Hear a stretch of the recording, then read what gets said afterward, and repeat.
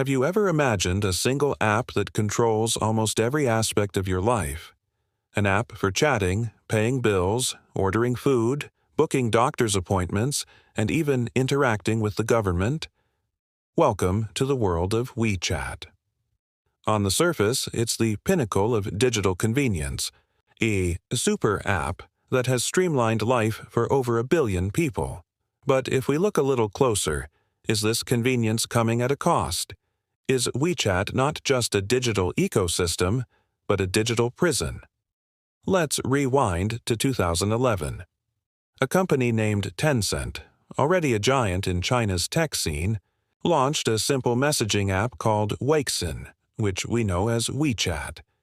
It was a response to the rise of mobile messaging apps like WhatsApp, but Tencent had bigger ambitions. They didn't just want to create a chat tool, they wanted to build an entire universe within a single app. First came Moments, their version of a social media feed, similar to Facebook's timeline. This allowed users to share photos, videos, and thoughts with their circle of friends. It was a hit. Suddenly, WeChat wasn't just for private messages, it was a social space. People were hooked, sharing daily life updates, and their social circles started to migrate entirely into the app. The real game changer, however, arrived in 2013 with the launch of WeChat Pay. By linking a bank account to the app, users could pay for virtually anything with a quick scan of a QR code. From street food vendors to luxury malls, cash became almost obsolete in major Chinese cities. This wasn't just convenient, it was revolutionary. It integrated WeChat into the very fabric of China's economy. Every transaction, every purchase, big or small, now flowed through their system. Next, Tencent opened up the platform with official accounts and mini-programs. Official accounts are like blogs or newsletters that brands, media, and individuals can use to push content directly to their followers. Mini-programs are essentially lightweight apps that run inside WeChat. You don't need to download anything from an app store. Need to hail a ride? There's a mini-program for that. Order groceries? Mini-program. Pay your utility bills? Mini-program. This created a walled garden. Why would you ever leave WeChat? Everything you could possibly need is right there. It's a seamless, all-in-one experience. For users, the appeal is obvious. It simplifies life tremendously. For businesses, it's a golden opportunity. They can reach a massive audience without ever building their own separate app. WeChat became the operating system for daily life in China.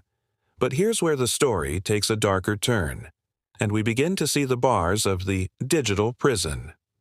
This all-encompassing ecosystem comes with a heavy price, pervasive surveillance, and censorship. In China, there's no such thing as a private conversation on WeChat. All data, including your private chats, Moments posts, and payment history, is accessible to the government. The platform employs a sophisticated system of automated censorship and human moderators to scan for keywords and topics deemed sensitive by the authorities. Imagine you're chatting with a friend. If you type a sensitive word, your message might not be delivered. Your friend will never even know you sent it. There's no notification, no error message. The message simply vanishes into a digital black hole. Or your account could be flagged. Repeat offenders risk having their account suspended or even permanently banned. Think about what that means. If your entire digital life is tied to WeChat, being banned is not like being kicked off Twitter. It's like being digitally exiled. You can't contact your friends. You can't pay for your morning coffee. You can't access essential government services. You are effectively cut off from modern society. This creates a powerful chilling effect. People learn to self-censor. They avoid discussing certain topics, not just in public posts, but even in private one-on-one chats, for fear of the consequences. The walls of the prison are built not just with code, but with fear. Then there's the social credit system. While WeChat isn't the social credit system itself, it's a massive data pipeline that feeds into it. Your online behavior, your purchases, and your social connections can all potentially influence your social credit score. This system can determine your ability to get a loan, book a flight, or even get your kids into a good school. WeChat becomes an instrument for enforcing social conformity and obedience. Step out of line, and the system can punish you in the real world. The prison is not just for Chinese citizens. WeChat has a global user base, and the censorship extends beyond China's borders. Research has shown that even for international users, messages with sensitive keywords can be filtered. Furthermore, data from international users is often stored on servers in China, making it subject to the same surveillance laws. The digital walls are expanding. So, is WeChat an innovative marvel or a dystopian tool of control? The answer is, it's both. It represents an incredible feat of engineering and user-centric design that has genuinely made life easier for hundreds of millions of people. The convenience is real and undeniable. However, it also serves as a blueprint for a society where privacy is non-existent and free expression is suppressed. It's a system where a single entity, working hand in hand with the state, holds immense power over individuals. The convenience is the bait, and the total control is the trap. The WeChat model shows us a possible future for the Internet, one that's not open and free, but fragmented into walled gardens controlled by powerful corporations and governments.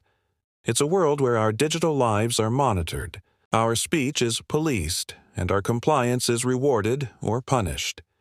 As we, in the rest of the world, embrace our own digital platforms, it's a stark reminder to ask ourselves, what are we giving up in exchange for convenience?